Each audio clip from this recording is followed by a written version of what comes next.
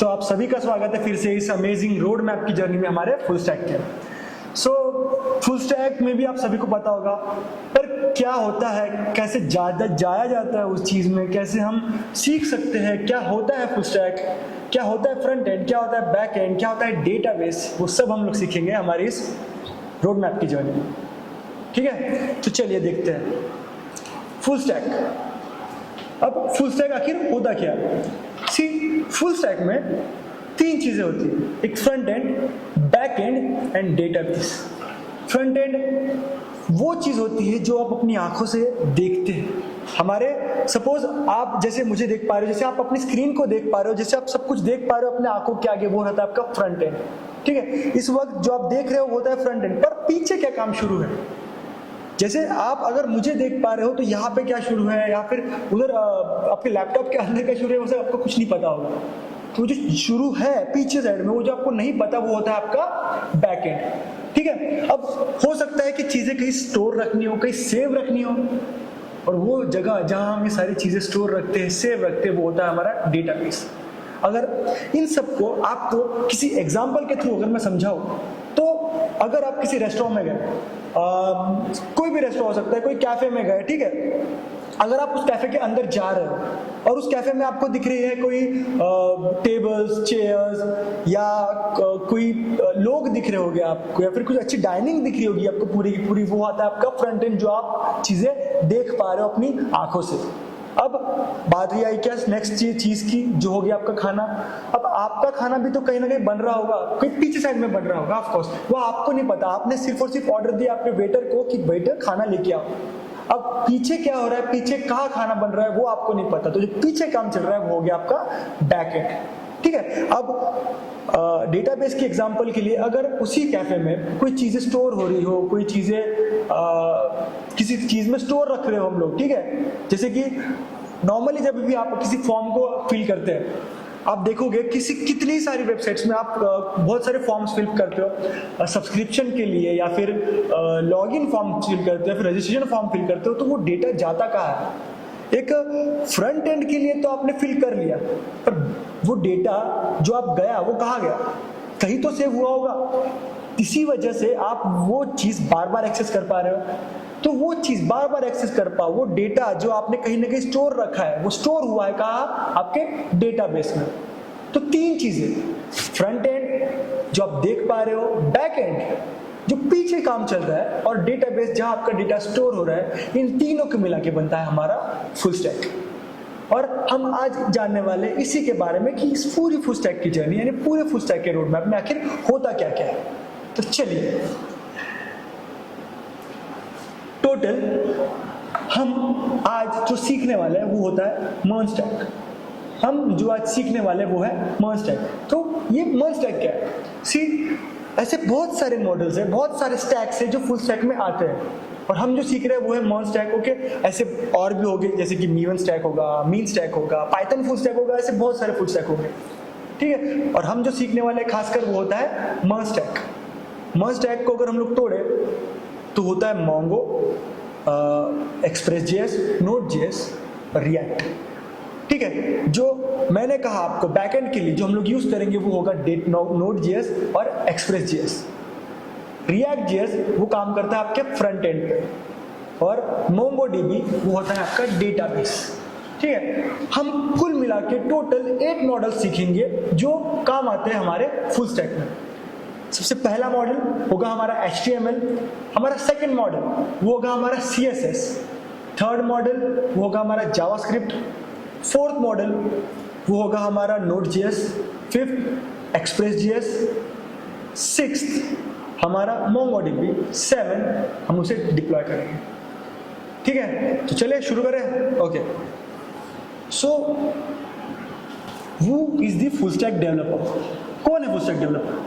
Exactly ये सब मैंने आपको पहले इसमें कहा था कि जिसे front end plus back and database तीनों की अगर नॉलेज है तो वो होता है हमारा फुल स्टैक डेवलपर। अगर किसी डेवलपर को सिर्फ और सिर्फ फ्रंट एंड की नॉलेज है तो वो हो गया फ्रंट एंड डेवलपर। किसी चीज को, किसी भी डेवलपर को सिर्फ और सिर्फ बैक एंड की नॉलेज है तो वो हो गया बैक एंड डेवलपर। और किसी डेवलपर को दोनों की जरूरत है, दोनों की नॉलेज है और बराबर नॉलेज है, डेटाबेस की भी नॉलेज है, उसको पता है कि डेटाबेस में भी डेटा सेव कैसे हो रहा है और कहाँ हो रहा है, वो हो गया हमारा फुल स्टैक डेवलपर। जिसको तीनों चीजें आ गई वो हो गया हमारा फुल स्टैक डेवलपर। और हम लोग डेवलपिंग का रोड मैप सीख रहे हैं हमारे फुल स्टैक, ठीक है। कंपोनेंट्स, HTML क्या होता है, CSS क्या होता है, जावास्क्रिप्ट क्या होता है, हमारा रिएक्ट क्या होता है, नोड क्या होता है, एक्सप्रेस क्या होता है, मोंगोडीबी क्या होता है, ये सब हम लोग सीखेंगे हमारे इस रोड मैप में। So guys, front end development, जैसा कि मैंने आपको कहा था कि आप किसी रेस्टोरेंट में गए, आपने कोई चेयर्स देखी, आपने कोई वेटर देखा, खाना देखा, मेन्यू देखा, तो जितनी भी चीज़ें आप देख पा रहे हो, जितनी भी चीज़ें आप छू पा रहे हो, महसूस कर पा रहे हो, या फिर आपको जितनी चीज़ें अच्छी दिख रही है, डिज़ाइनिंग कर पा रहे हो, वो चीज़ होती है आपकी फ्रंट एंड की, ठीक है। फ्रंट एंड में जैसे कि आप देख पा रहे हो, फ्रंट एंड में ये सारे के सारे मॉडल्स हमारे यूज होते हैं। जो स्टार्टिंग के मैंने आपको 4 मॉडल्स बताए थे, HTML, CSS, JavaScript and react, ये चारों की चारों चीज़ें होती है हमारी यूज, ये चारों की चारों चीज़ें यूज होती है हमारे फुल स्टैक में, मतलब फ्रंट एंड में। ये चारों चीज़ें यूज होगी हमारे फ्रंट एंड में। कौन सी HTML, CSS, जावास्क्रिप्ट एंड रिएक्ट.js, ठीक है। अब इससे हम लोग बना क्या क्या सकते हैं, तो ये जो आप स्क्रीन पे देख पा रहे हो, जैसे एक पूरी की पूरी पोर्टफोलियो, एक कैलकुलेटर, एक जो भी चीज़ आप बना पा रहे हो, जो भी चीज़ें वर्क कर रही है वो चीज़ें आप बना पा रहे हो आप इसकी फ्रंट एंड से, ठीक है। अब इन मॉडल्स को एक एक करके तोड़ के समझते हैं कि ये मॉडल्स आखिर होते क्या क्या। फर्स्ट आपका HTML, एक एग्जाम्पल के थ्रू समझे हम लोग HTML को। तो अगर आप किसी ने सबने कार देखी होगी, तो एक कार में क्या क्या होगा, एक सबसे पहले उस कार का एक डिजाइन रेडी करेंगे, ठीक है, लोहे का ढांचा डिजाइन करेंगे या फिर किसी ब्लूप्रिंट पे उसको प्रिंट करेंगे, उसका एक पूरा एक ढांचा क्रिएट करेंगे ताकि उसके ऊपर हम लोग सारी चीजें इंप्लीमेंट कर पाए। सबसे पहले हम लोगों ने एक ढांचा क्रिएट किया एक कार के लिए, ठीक है। एक कार के लिए जो ढांचा क्रिएट हुआ, जो स्ट्रक्चर क्रिएट हुआ, वो क्रिएट हुआ HTML से, यानी हमारे HTML की मदद से हमने हमारे वेबसाइट का ढांचा यानी स्ट्रक्चर क्रिएट किया। एक और चीज कैसे, HTML ब्राउजर सिर्फ और सिर्फ HTML की ही सुनेगा, यानी ब्राउजर सिर्फ HTML की सुनता है, HTML को ही एक्सेस करेगा। HTML की मदद से आप CSS लिखोगे, आप जावास्क्रिप्ट लिखोगे, आप रिएक्ट लिखोगे, आप बाकी बैकएंड लिखोगे, लेकिन अपना जो भी ब्राउजर रहेगा वो सुनेगा किसकी, हमारे HTML की, ठीक है। अब एक स्ट्रक्चर तो क्रिएट हो गया हमारे HTML की मदद से, यानी एक कार का ढांचा क्रिएट हो गया। कार का ही नहीं, एक घर का भी देख लेंगे तो हम घर के लिए भी एक ब्लूप्रिंट, ईंटें, रेती, सीमेंट, जिससे भी हम लोग एक घर बनाए सबसे पहले वही सब चीजें लगाएंगे। वैसे ही एक कार का हम लोगों ने एक ढांचा क्रिएट कर दिया HTML की मदद से। जैसे वेबसाइट में भी हम सबसे पहले एक स्ट्रक्चर क्रिएट करेंगे हमारे HTML की मदद से। सेकंड चीज CSS, हमने एक पूरी की पूरी कार का स्ट्रक्चर तो रेडी कर दिया, एक कार का स्ट्रक्चर ऑलरेडी रेडी हो चुका है। अब एक स्ट्रक्चर के बाद उस कार में क्या आएगा, ऑफ कोर्स उसकी डिजाइनिंग आएगी। डिजाइनिंग किस किस से करेंगे, कैसी कैसी डिजाइनिंग रहेगी हमारी कार की, उसके डोर्स कितने होने चाहिए, डोर्स कौन से कलर के होने चाहिए, उसमें आईने कितने होने चाहिए, उसके ग्लासेस कैसे होने चाहिए, हेडलाइट्स, कलरिंग, विंडशील्ड, सब ये सब करके हम लोगों ने कार बना ली, ठीक है। हमने HTML से क्या कर क्रिएट किया था, एक स्ट्रक्चर क्रिएट किया था। हमने कलर किससे किया, हमने दरवाजे कैसे लगाए, विंडशील्ड कैसे लगाई, लाइट्स कैसे लगाए, हमारे CSS की मदद से। इन शॉर्ट, आपके वेबसाइट का जो स्ट्रक्चर क्रिएट हुआ वो क्रिएट हुआ आपके HTML की मदद से। और जो कलरिंग हुई, जो डिजाइनिंग हुई, जो कलर हुआ, या यू बोले जो फॉन्ट स्टाइल डिफाइन हुआ, जो भी स्टाइल्स वगैरह जितनी भी डिफाइन की, जितनी भी डिजाइनिंग का पार्ट हम लोगों ने किए हैं हमारे वेब पेज के अंदर, हमारे वेबसाइट के अंदर, वो किए हम लोगों ने हमारे CSS की मदद से। ठीक है सर, अभी एक पूरी की पूरी कार तो रेडी हो गई HTML की मदद से और CSS की मदद से। हाँ, और कार में बचता ही क्या है? बचता है एक ढांचा। क्या आप चला पाओगे? कभी नहीं। एक कार में सबसे इंपॉर्टेंट होता है उसका इंजन। इंजन जो हमारे वेबसाइट का होगा वो होगा हमारा जावास्क्रिप्ट। आपकी वेबसाइट वर्क तभी करेगी जब आप उसमें लगाओगे आपका जावास्क्रिप्ट। जावास्क्रिप्ट लगाना उतना ही जरूरी है जितना एक कार में एक इंजन लगाना।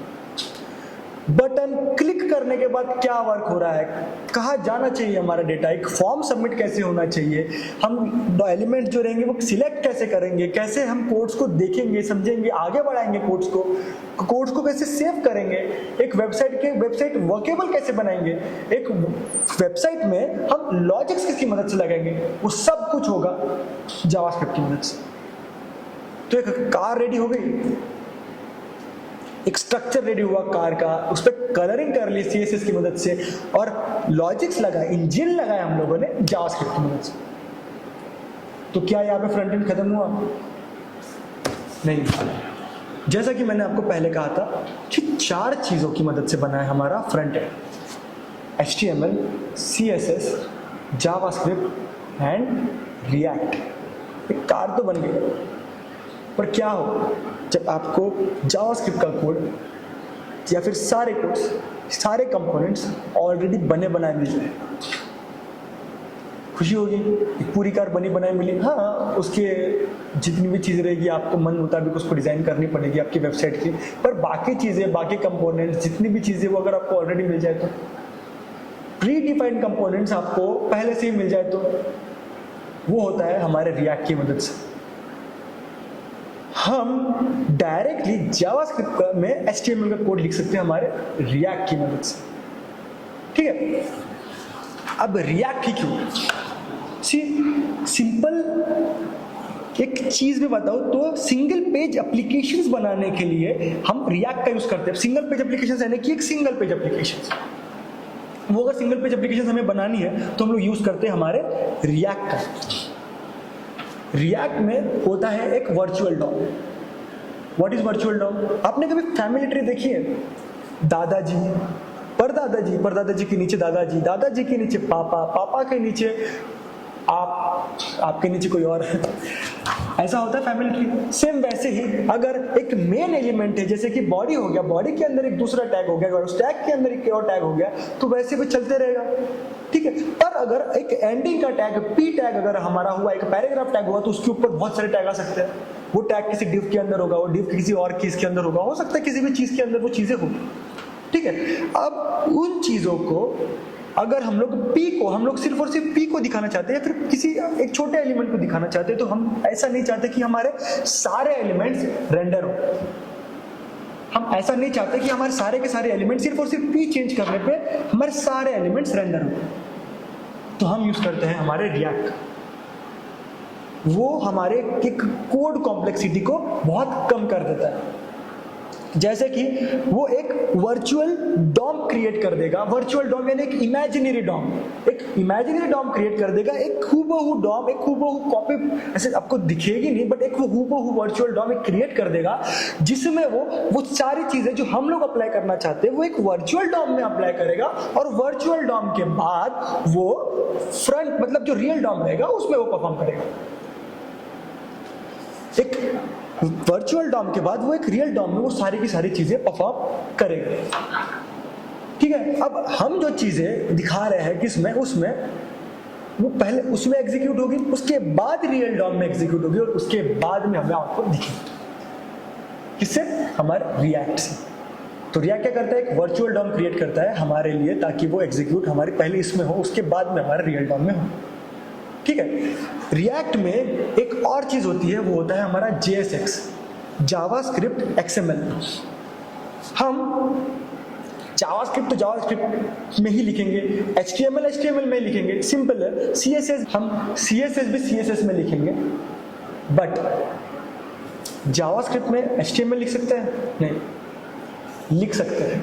कहाँ? हमारे रिएक्ट में। वही हमारी हेल्प करता है हमारा JSX।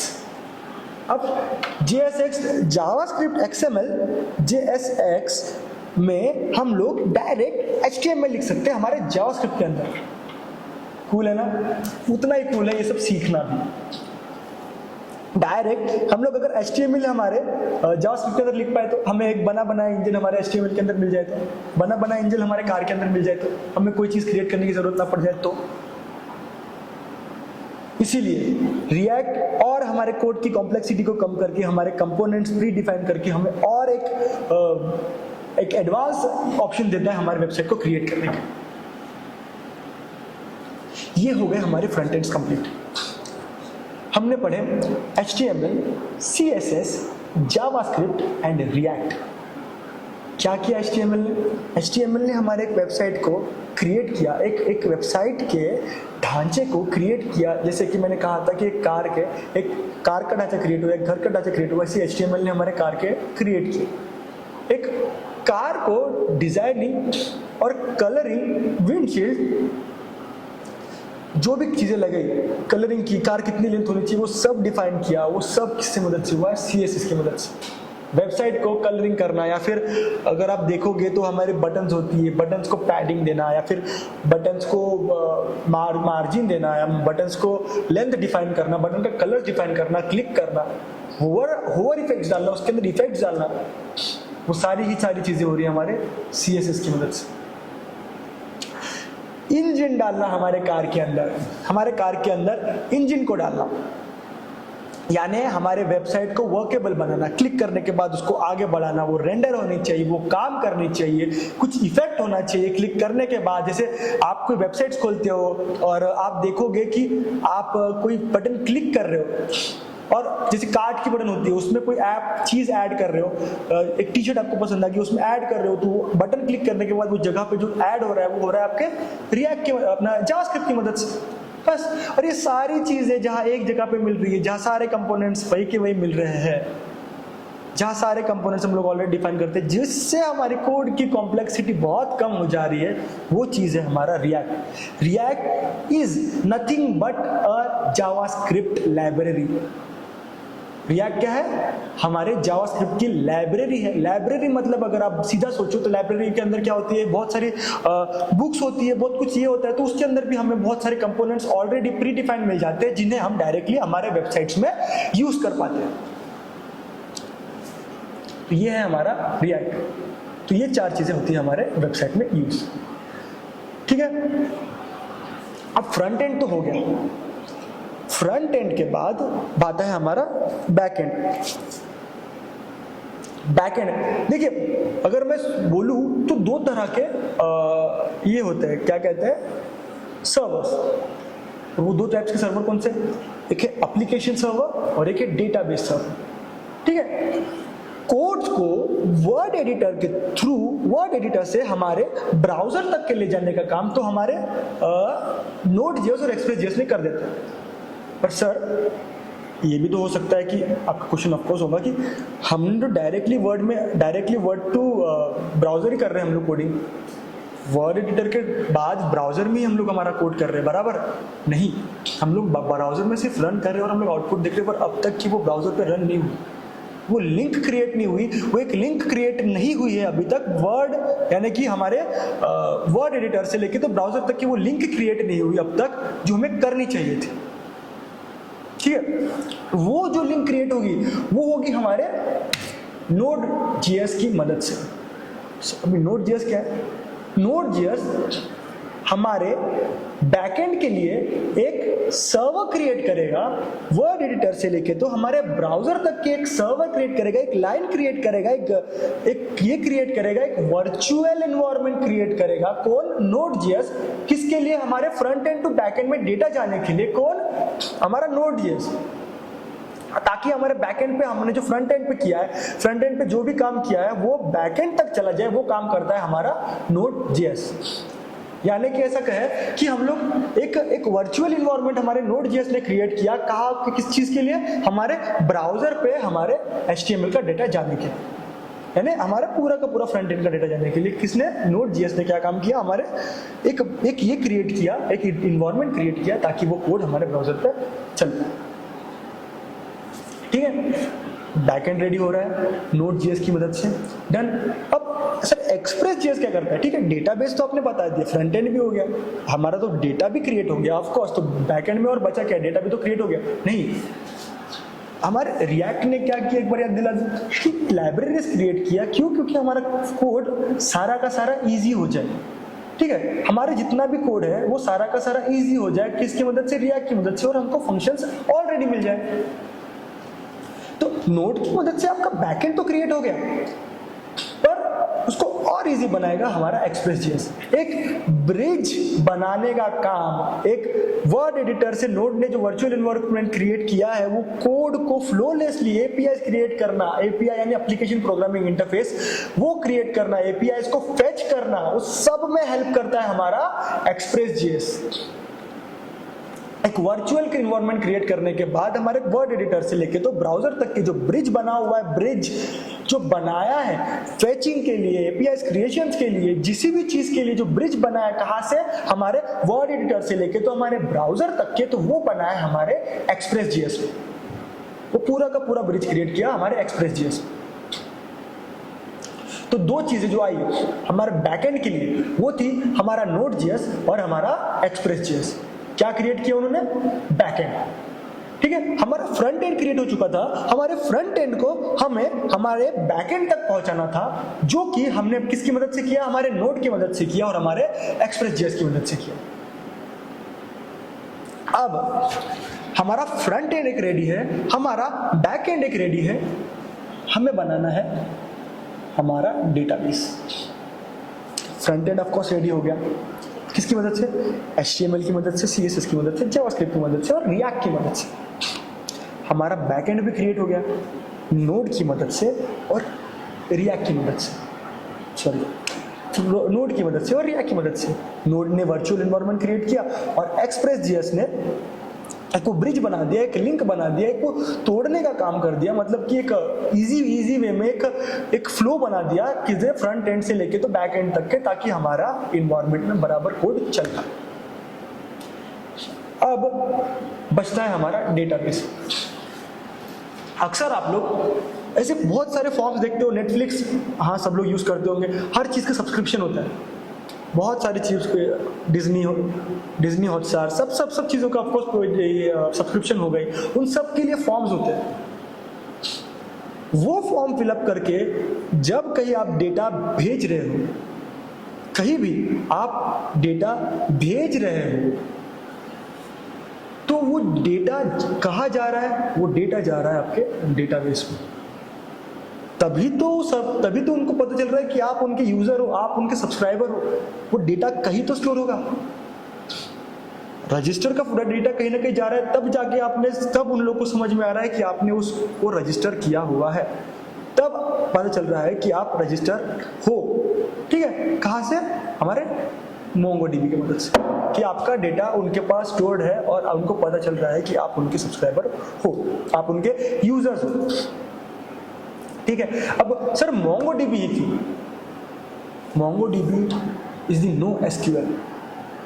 ठीक है, एक होता है SQL, एक होता है NoSQL। अब सर फर्क क्या है SQL में और NoSQL में? दोनों सेम है, हाँ, दोनों डेटा सेव कर रहे हैं, हाँ, फिर फर्क क्या है दोनों में? सी, जो हमारा SQL है वो जो डेटा स्टोर करता है वो होता है टेबल के फॉर्मेट में, और जो हमारा NoSQL है वो हमारा डेटा स्टोर करता है एक ऑब्जेक्ट के फॉर्म में, एक JSON की फॉर्मेट में। What is JSON? JavaScript object notation, यानी की और वैल्यू पेयर्स। ऑब्जेक्ट जो नॉर्मल अगर आप सीखोगे, हम लोग अगर आगे सीखेंगे तो देखेंगे उसमें भी कि ऑब्जेक्ट होता क्या है। ऑब्जेक्ट इज नथिंग बट अ की एंड अ वैल्यू पेयर। तो उस की एंड वैल्यू पेयर में डेटा सेव होता है हमारे NoSQL में। तो इतना ही फर्क है एक SQL में, SQL डेटाबेस में और एक NoSQL डेटाबेस में। ऐसा नहीं कि एक बराबर एक इमेजिनरी सोचो कि एक डेटा है और एक कहीं नेम है, कहीं ईमेल है, कहीं एड्रेस है, वैसे एक फॉर्मेट में एक सेव है कौन कहाँ पे? हमारे NoSQL में, हमारे MongoDB के अंदर। इस तरह MongoDB के अंदर सारा का सारा, इस तरह MongoDB के अंदर सारा का सारा डेटा सेव होता है। ठीक है। चाहे तो उसके लिए एक सर्वर, एक पूरा का पूरा एक सर्वर होता है। एक बड़ी सी कंपनी में अगर आप जाओ या फिर आपका एक खुद का लोकल सर्वर होगा, तो उन सर्वर के अंदर आपका एक डेटाबेस क्रिएट होगा। वो डेटाबेस के अंदर आपका सारा का सारा डेटा रहता है। अभी ऐसा नहीं है कि अगर आप यहाँ से फेसबुक लॉगिन कर रहे हो, यहाँ से इस वक्त अगर आप फेसबुक लॉगिन कर रहे हो, तो इसका मतलब ये नहीं कि आपका फेसबुक का डेटा जो रहेगा वो इस वक्त यहीं पे रहेगा। नहीं, वो होगा कहीं और, किसी और देश में होगा वो डेटा कहीं। इस वक्त आप सिर्फ और सिर्फ वो डेटा से एक्सेस कर पा रहे हो। फेसबुक, कोई भी सोशल मीडिया प्लेटफॉर्म अगर आप लोग यूज कर रहे हो, ठीक है, और उसमें आपने एक बार रजिस्टर कर दिया और आप बार बार लॉगिन कर पा रहे हो, बार बार लॉगिन कर पा रहे हो, वो किसकी मदद से लॉगिन कर पा रहे हो? आपका डेटा ऑफकोर्स कहीं ना कहीं सेव है, वो किसी और देश में सेव होगा। तो वो जहाँ पे सेव है, वो कहाँ पे सेव है? वो है डेटाबेस के अंदर। उनका सर्वर हो सकता है कि यहाँ पे ना हो, फेसबुक का सर्वर होगा कहीं बाहर हो, और वहाँ पे आपका डेटा सेव है। वो दुनिया के किसी में भी सेव कोने में आपका डेटा सेव हो सकता है। और वो डेटा सेव कहाँ होता है? हमारे डेटाबेस में। और हमारे डोमेन का, हमारे स्टैक का डेटाबेस है हमारा MongoDB। तो ये है एक पूरा का पूरा फ्लो, एक पूरे के पूरे मॉडल्स, एक पूरे के पूरे MongoDB, यानी एक पूरा का पूरा मर्ज स्टैक, जो कि है हमारे मर्ज स्टैक का road map. HTML, CSS, JavaScript, React, Node.js and Express.js, और हमारा डेटाबेस इज MongoDB यानी Mongo डेटाबेस। ये सारी चीजें मिलकर बनाती है हमारा फुल स्टैक। ठीक है, मे भी आपको समझ में तो आ ही चुका होगा कि एक्चुअली फुल स्टैक होता क्या है। एक रोड मैप बनाने की हमने पूरी कोशिश की। अब देखते हैं और मिलते हैं हमारे नेक्स्ट वीडियो में।